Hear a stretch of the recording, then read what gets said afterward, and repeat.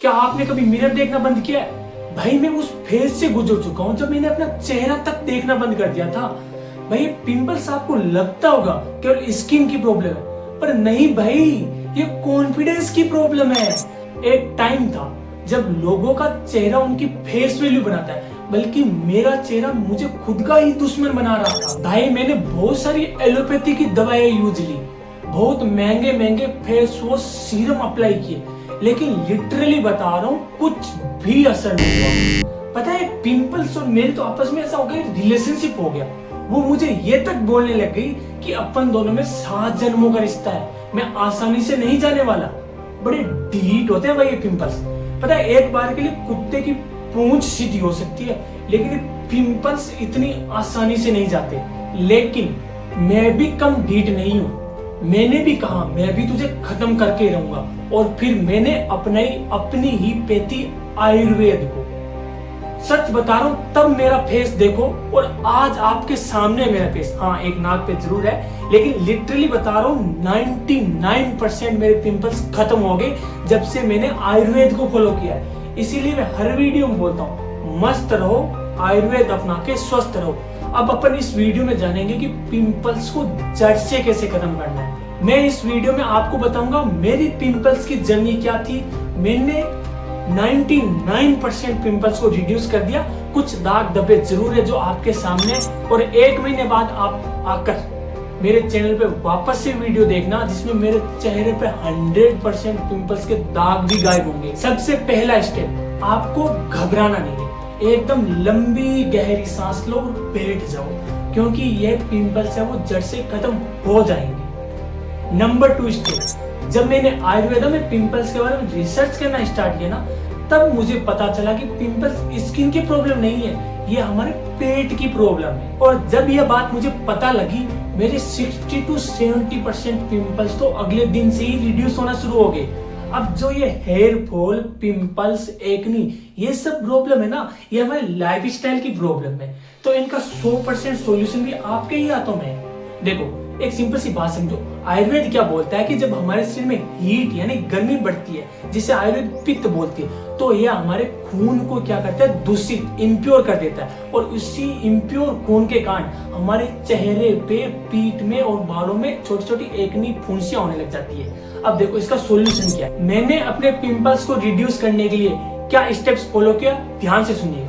Number 1, मैं जब भी सुबह उठता हूँ, उठते ही 1 से 1.5 लीटर हल्का गुनगुना, कोशिश करें आप भी गुनगुना पानी पिए।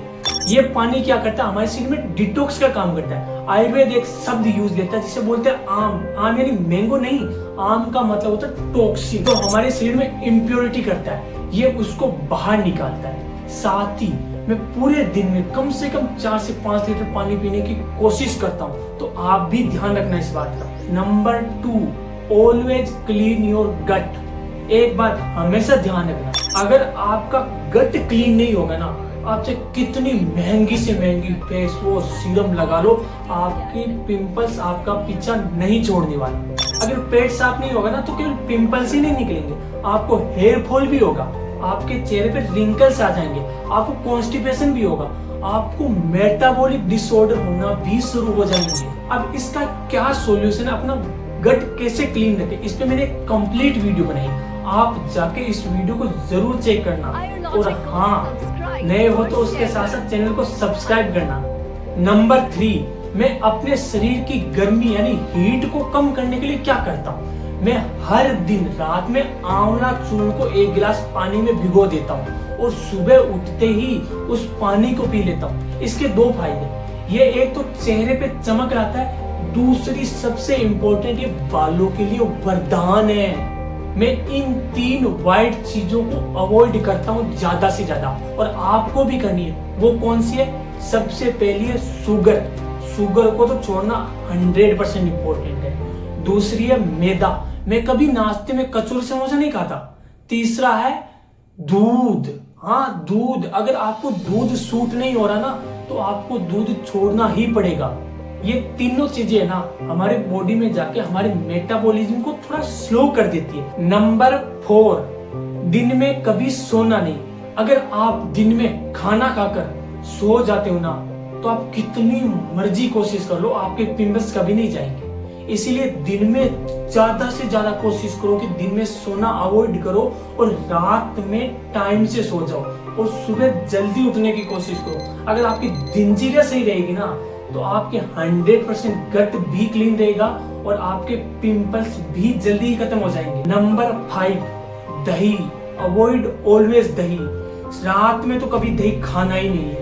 रही बात दिन की, अगर आपके एक्सट्रीम पिंपल्स है ना तो दिन में आप दही परमानेंटली बंद कर दो, क्योंकि दही एक बहुत बड़ा रीजन है। दही, आयुर्वेद ने दही को अभिसंधि माना है। अभिसंधि इन सेंस ये हमारे पेट में जाकर स्लोली पचता है और हमारे डाइजेशन को स्लो करने के साथ पित्त को बढ़ा देता है, जिसके कारण आम ज्यादा बनता है यानी टॉक्सिन, और फिर यही टॉक्सिन हमारे ब्लड को इम्प्योर करते हैं और एक्ने निकलवाते हैं। स्टेप नंबर 6, अब तक अपन ने इंटरनली काम कर लिया, अब अपन को चेहरे पे आना है यानी स्किन पे। इसके लिए आपको सबसे इम्पोर्टेंट है हर दिन रात को सोने से पहले, जैसा मैं करता हूँ वैसा ही आपको करना है। स्किन को डेली रात में सोने से पहले फेस वॉश करनी है और इसके लिए मैं दुनिया का best cleansing face wash use करता हूँ और वो है दूध।